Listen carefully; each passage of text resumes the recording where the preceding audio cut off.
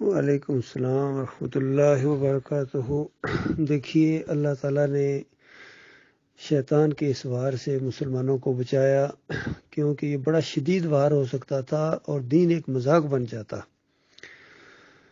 کیونکہ کوئی نہ کوئی اٹھ کے کہہ دیتا کہ نبی علیہ السلام میری خواب میں آ کے یہ بات بتائیے، تو بتا دوسرے کے پاس کیا دلیل ہوتی اس کو رد کرنے کے لیے، کیونکہ خواب کا معاملہ ہے یا وہ بندہ جانتا ہے یا اللہ جانتا ہے کہ اس نے خواب دیکھا ہے یا نہیں دیکھا ہے۔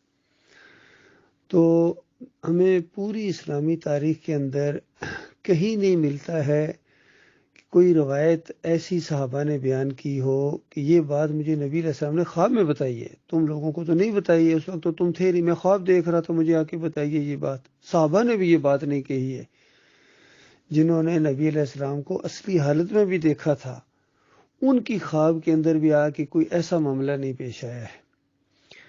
اور سب سے بڑی بات یہ کہ کئی معاملات میں شیطان نے اختلافات ڈلوا کے صحابہ کے اندر جنگیں تک کروا دی۔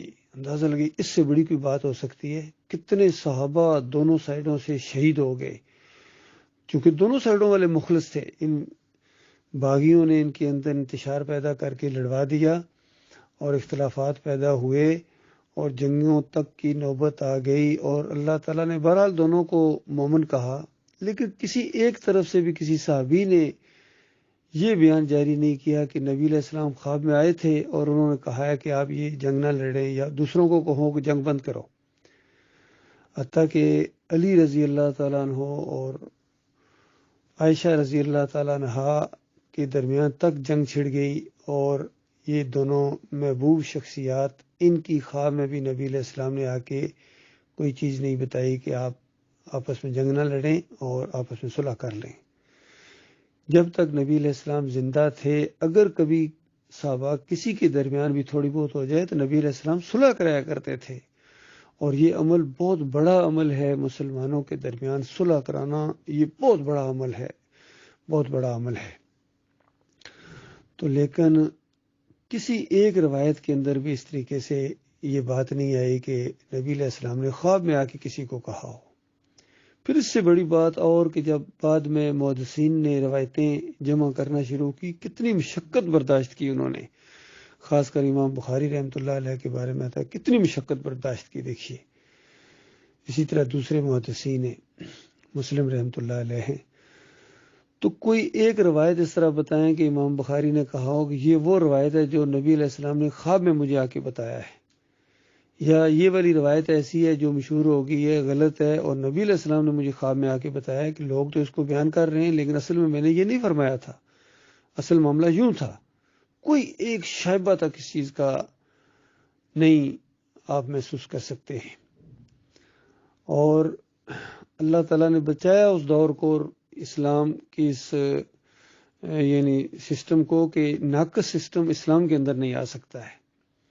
بتائیے، وہ دور ایسا دور تھا کہ یہ ٹیلی فون کا زمانہ بھی نہیں تھا، گاڑیاں جہاز بالکل نہیں تھے، پیدل جاتے تھے لوگ، اونٹ کی سواری تھی، یا زیادہ زیادہ تیز جو رفتار سواری تھی وہ گھوڑا تھا، اور تیز گھوڑا بھی اگر ایک جگہ سے دوسری جگہ جائے تو پھر بھی مہینے لگتے تھے کہ ایسی جگہ تھی اسلامی ریاست کے اندر۔ تو بتائیے، اگر یہ خواب والا سلسلہ ہوتا اور ایک صحابی کے خواب میں نبی علیہ السلام آ کے کوئی دین کا حکم دیتے، اب بتائیے کتنی مصیبت میں وہ پڑ جاتے کہ یہ یعنی اس کو پر میں عمل کروں یا نہ کروں، یا جا کے پوچھنے سے کتنا سفر طے کرنا پڑے گا۔ تو یہ ایسا نہیں ہوا ہے۔ باقی یہ بعد والوں نے یہ جو خواب کے ذریعے اپنے نظریات کو دین کے اندر شامل کیا اور موقع مل گیا ان کو، اب کوئی اعتراض بھی نہیں کر سکتا، کیونکہ کہتے ہیں نبی علیہ السلام نے آ کے بتایا ہے۔ غلام اللہ جیسا آدمی، اندازہ لگائیے، توحید جو شروع میں بیان کرتے رہے، بعد میں خیر ان کے اندر شرک آ گیا، لیکن یہ بات بھی وہ کہہ گئے کہ مجھے خواب میں ابراہیم علیہ السلام آئے تھے، انہوں نے کہا ہے کہ بیٹے طاہر پنجپیری، اس نے یہ کہ تم توحید بیان کیا کرو، بہت اچھا کام ہے یہ۔ اس طریقے سے پھر طاہر القادری کے خواب کے اندر آ کے کہتے ہیں نبی علیہ السلام نے کہا کہ یہ سارے گمراہ ہیں، دیوبندی، اہل حدیث، سلفی، سارے کے سارے گمراہ ہیں، بے دین ہیں، قادیانی، شیعہ۔ طاہر صرف تم سے میں راضی ہوں، باقی سب سے میں ناراض ہوں، اور آئندہ جب کبھی میں پاکستان آیا کروں گا تو میرے کھانے کا، جہاز کا ٹکٹ کا انتظام تم کرنا۔ اندازہ لگائیے خوابوں کے اندر کیا چیز لا رہے ہیں۔ اور کئی دفعہ ایسے خواب بیان کیے ہیں، اور جس طرح ان کا ایک بیان کرنے کا انداز ہے طاہر القادری کا، لوگ تو اصل سمجھ رہے ہوتے ہیں، اور سب کچھ بیان کرنے کے بعد آخر میں ہلکا سا کہہ دیتے ہیں پھر میری آنکھ کھل گئی۔ تو بتائیے اللہ کے بندو، انہوں نے دین کے ساتھ کتنا مذاق کیا ہے ان لوگوں نے۔ اور طارق جمیل کا تو کہنا ہی کیا، جب جمشید پوری زندگی شرکی نعتیں پڑھتے ہوئے شرک کے اوپر جب وہ مرے ہیں، تو طارق جمیل صاحب جو خود شرک کے دائی ہیں، انہوں نے یہ بات کہی کہ انگلینڈ میں نبی علیہ السلام ایک بزرگ کی خواب میں آئے تھے، انہوں نے مجھے فون کیا ہے اور انہوں نے مجھے کہا ہے کہ نبی علیہ السلام نے خواب میں آ کے کہا ہے کہ طارق جمیل صاحب کو کہو کہ اللہ تعالیٰ نے تمہارے اس دوست جمشید کو معاف کر دیا ہے۔ تو آپ غور کیجئے، یہ بات ذرا بہت مشہور ہو گئی، اس کے اوپر تقی عثمانی نے کیا تبصرہ کیا اور کہا کہ آ سکتے ہیں نبی علیہ السلام خواب میں، تقی عثمانی نے۔ یہ سارے رفیع عثمانی ہو گئے، تقی عثمانی ہو گئے، مفتی محمود ہو گئے، یہ سارے کے سارے اس چیز کے قائل ہیں سارے۔ تو بتاؤ اللہ کے بندو، انہوں نے دین کو مذاق بنایا ہوا ہے۔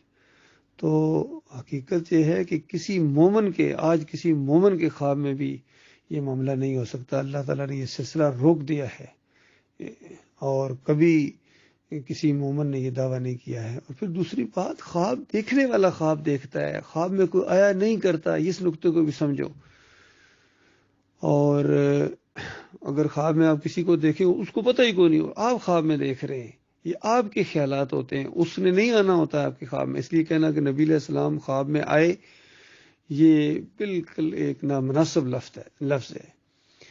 تو اسی طرح جو یوسف علیہ السلام نے سورج چاند ستاروں کو خواب میں دیکھا، یہ خواب دیکھا تھا، سورج چاند ستارے نہیں آئے تھے نیچے سجدہ کرنے کے لیے، کیونکہ سورج چاند ستارے اللہ کو سجدہ کرتے ہیں، اور یہ خواب کا معاملہ ہے۔ خواب کے اندر جو کچھ دیکھا یا وہ جانتے ہیں یا اللہ جانتا ہے، صرف انہوں نے خواب بیان کیا اور اس کی تعبیر بتائی یعقوب علیہ السلام نے وحی کی روشنی میں۔ اس کا مطلب یہ ہے میرے بچے، اس کا مطلب یہ ہے اللہ تعالیٰ تجھے برگزیدہ کرے گا، تجھے چن لے گا، اور تجھے باتوں کی تہ تک کا علم دے گا، یعنی وزڈم دے گا، دانائی دے گا، سمجھداری، سمجھ بوجھ۔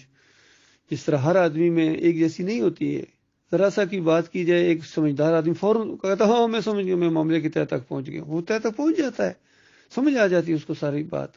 کچھ ایسے ہوتے ہیں جن کو 100 مرتبہ بھی بتایا جائے معاملہ، یہ پھر بھی ان کو کچھ سمجھ نہیں آتی۔ یہ دونوں کی سمجھ ایک جیسی نہیں ہے، اور یہ جو سمجھ بوجھ ہوتی ہے یہ پڑھنے لکھنے سے نہیں آتی، یاد رکھیے، یہ ایک اللہ کی دین ہوتی ہے۔ ہم نے دیکھا ہے دیہاتوں میں بھی آگے پیچھے بڑے بڑے سمجھدار آدمی ہوتے ہیں، اسی طرح شہروں میں بھی سمجھدار ہوتے ہیں، اور اسی طرح بڑے بڑے پڑھے لکھے بڑے بڑے بیوقوف ہوتے ہیں، یقین کی بڑے بڑے ظالم بھی ہوتے ہیں۔ اس طرح ساری چیزیں، ظلم سب سے بڑی بیوقوفی ہے۔ تو یہ دانائی جو ہوتی ہے یہ اللہ تعالیٰ کی دین ہوتی ہے۔ پھر پیغمبروں میں بعض کے اوپر اللہ تعالیٰ نے یہ فضیلت بھی دی ہے، اس کے نمونے قرآن میں بھی موجود ہیں۔ دیکھیے داؤد علیہ السلام نے ایک کیس کا فیصلہ کیا، اپنی سمجھ بوجھ کے مطابق کیا، جیسا وہ دونوں لوگ باہر آئے تو سلمان علیہ السلام نے جب یہ سنا، ان کا نہ ایسے نہیں بلکہ ایسا ہونا چاہیے تھا، تو داؤد علیہ السلام نے بھی اپنا فیصلہ بدلی کر دیا۔ تو اللہ تعالیٰ نے وہاں بیان کیا کہ یہ دونوں ہمارے پیارے تھے، لیکن ہم نے اس موقع کے اوپر سلمان کو معاملہ سمجھا دیا۔ یعنی وہ جس انداز سے اللہ تعالیٰ جس کو دانائی جس موقع کے اوپر دے، اور بعض کے اوپر فضیلت دی ہے اللہ تعالیٰ نے۔ اور یوسف علیہ السلام کے بارے میں یعقوب علیہ السلام نے بتایا کہ تجھے اس طرح اللہ برگزیدہ کرے گا، اس طرح دانائی دے گا، گویا جس طرح ابراہیم علیہ السلام کو دی، اسحاق علیہ السلام کو دی، اور خود اپنا بھی نام لیا جس طرح یعقوب، یعنی اپنے آپ کو کہا کہ اس خاندان کو بھی اللہ تعالیٰ اس طریقے سے برگزیدہ کرے گا۔ تو یہ ساری باتیں ہیں، اس کی تعبیر ہوتی ہے، خواب کی تعبیر ہوتی ہے، اور اس ضروری نہیں ہے کہ اسی طرح حرف اسی طرح ہو جائے، ہاں اس سے ملتی جلتی چیز ہوتی ہے، اس سے ایک معنی لیا جاتا ہے، اس کی تعویل ہوتی ہے۔ جس طرح نبی علیہ السلام نے مدینے میں خواب دیکھا، اور انبیاء کا خواب بالکل سچا ہوتا ہے، مدینے میں خواب دیکھا کہ وہ طواف کر رہے ہیں بیت اللہ کا، تو آپ غور کیجئے کیا بیت اللہ مدینے میں آ گیا تھا؟ بیت اللہ تو وہاں ہے، مکے میں۔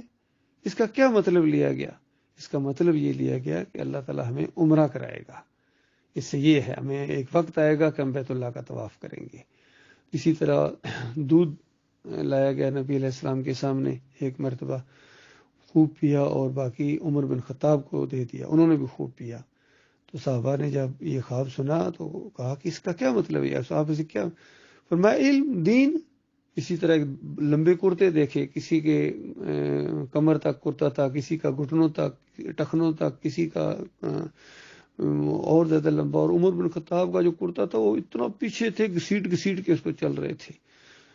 حالانکہ عام حالات میں اس طرح کے جو کپڑے ہوتے ہیں نیچے گھسیٹنا اسے منع کیا گیا، تکبر کی نشانی ہے. لیکن خواب میں تو اس طرح دکھایا گیا. اب وہ خواب ہے، خواب میں دیکھا. تو جب صحابہ نے پوچھا اس کا کیا مطلب ہے؟ فرمایا دین، ان کا دین بہت بڑا ہے. پھر ڈول نکالتے ہوئے ایک دفعہ دکھایا گیا کنویں سے، ایک بندے نے نکالے، پھر دوسرے نے نکالے، پھر تیسرے نے جب باری آئی تو بہت ہی طاقت کے ساتھ انہوں نے نکالے کہ سارے جانوروں نے بھی پانی پیا، لوگوں نے خوب اس کو. تو پوچھا گیا اس کا کیا مطلب ہے؟ فرمایا دین. تو اسی طرح وہ سچا ثابت ہوا. عمر بن خطاب کے ذریعے کتنا مسلمانوں کو فائدہ پہنچا جب وہ خلافت ان کے ہاتھ میں آئی. یہ تھی اس کی تعبیر. یہ معاملہ ہے میرے بھائی. یہ جتنے ہیں کہتے ہیں نبی علیہ السلام نے خواب میں آ کے یہ بات بتائی، سارے جھوٹے ہیں، کذاب ہیں، کذاب ہیں. یقین کیجیے جھوٹ بولتے ہیں. اور انہوں نے اپنا دین پورا خوابوں کے اوپر تعمیر کیا ہے. اور بڑے بڑے یوسف بن نوری صاحب کہتے ہیں کہ میرے والد صاحب نے خواب میں یہ حقیقت دیکھی. اور ان کے الفاظ کے اوپر غور کریں. خواب میں یہ حقیقت دیکھی، شادی نہیں کر رہے تھے لیکن خواب میں یہ حقیقت دیکھی کہ علی رضی اللہ تعالیٰ عنہ عرش کے اوپر بیٹھے ہوئے، فلاں بندے فلاں خاندان سے شادی کرا، پھر شادی ہو گئی. شاہ ولی اللہ نے بھی اسی طرح کی باتیں کی، اشرف علی تھانوی نے بھی اسی طرح کی باتیں کی، سارے. اب کیا کیا جائے؟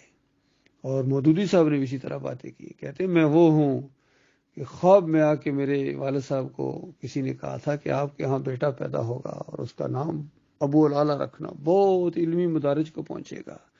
سارے کے سارے اس شرک کے اندر مبتلا رہے ہیں. اللہ تعالیٰ غور و فکر کرنے کی توفیق عطا فرمائے.